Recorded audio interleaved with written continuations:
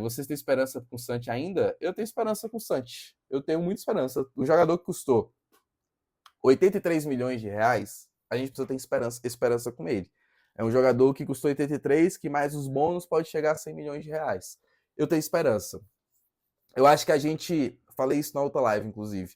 Eu acho que a gente se acostumou mal e esqueceu de algumas coisas. Se a gente olha para trás, se a gente olha para a contratação do Gregory, contratação do Savarino, foram dois jogadores que vieram da MLS ano passado. O Gregory chegou, o Gregório, ele chega, ele não é titular. Inclusive nos primeiros jogos contra a Bahia, no jogo em casa também contra o Atlético Goianiense, alguns outros jogos, o Gregory não era titular, tá? O titular era Danilo Barbosa. E a gente falava de Danilo Barbosa titular. Eu já imaginava que o Gregory ia ser titular, porque eu acompanhava ele no Bahia e já imaginava que ele assumia a titularidade. Só que ele não era titular. Ele assume a titularidade um pouco depois. Se eu não me engano, ele já assume a titularidade em abril. Os jogos contra o Bragantino, se eu não me engano, o titular era o Danilo Barbosa. O Savarino, ele chega também. Todo mundo falando do Savarino. A gente imaginava que o Savarino ia performar.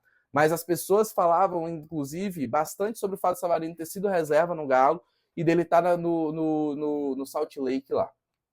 O Savarino demorou de performar. Eu lembro que os primeiros jogos do Savarino foram chatos, nojentos, para não dizer assim. Eu estava em Bragança Paulista no segundo jogo aqui da Libertadores, na primeira fase, lá na segunda fase do mata-mata da pré-Libertadores. E o Savarino estava dando ódio. Tava eu e um amigo, a gente tava muito puto com o Savarino porque ele não aguentava correr, entendeu? Ele não estava na condição física de todos os outros jogadores. Ele errava tudo, pegava uma bola, errava. Então, assim, lembra disso. O Savarino e o Gregory chegaram e não estavam performando o melhor. Qual é a diferença deles para o Santi esse ano? Eles vinham jogando.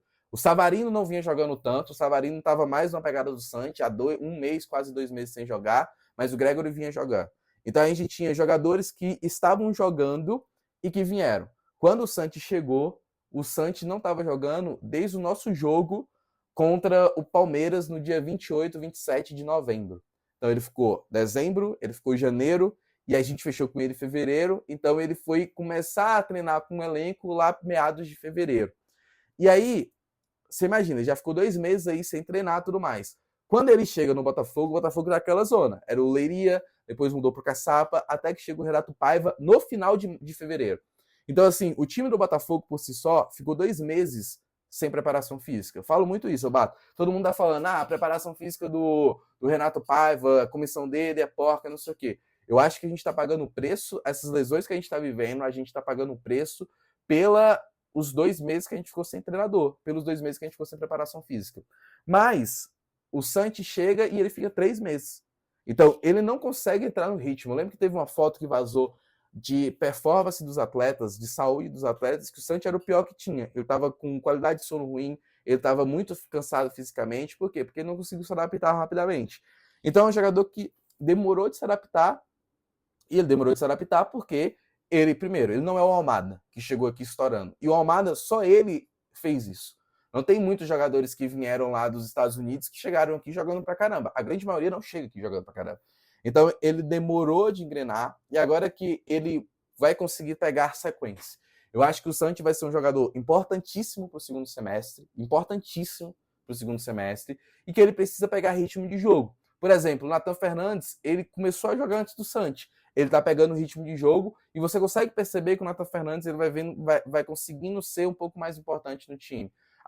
O Arthur, que todo mundo fica batendo aí e tudo mais, que é o nosso líder em assistências no ano e participações de gol de forma geral, ele demorou de engrenar também porque está se adaptando. O futebol brasileiro é diferente, a pegada é diferente do futebol brasileiro. E o Santi teve que se adaptar não só ao futebol brasileiro, mas há 3 mudanças de técnico que o Botafogo teve, e a mudança é completamente do esquema que o Botafogo tem com o Renato Paiva. Então, eu acredito que o Santi vai render no segundo semestre, porque ele é um jogador... Gente, ninguém vale 83 milhões de reais à toa. Não é loucura. E é um contrato que o Botafogo tem de 5 anos. Ele tem tempo para se adaptar, para conseguir render. Eu vejo a galera falando, o Santi é o novo Diego Hernandes. Cara, não tem nada a ver. Um jogava na segunda divisão do Campeonato Uruguaio, subiu a primeira divisão. O outro estava jogando na MLS, só que ele era um jogador que estava bem cotado há muito tempo. Não saiu de lá, mas ele estava bem cotado há muito tempo. E ele veio com status muito alto. A questão é que a gente esperou que ele fosse chegar como o Almada chegou, já dominando o meio de campo, já jogando pra caramba, já fazendo toda a diferença. E ele não chegou. Uma pena, mas ele vai engrenar. E ele vai ser um jogador importante.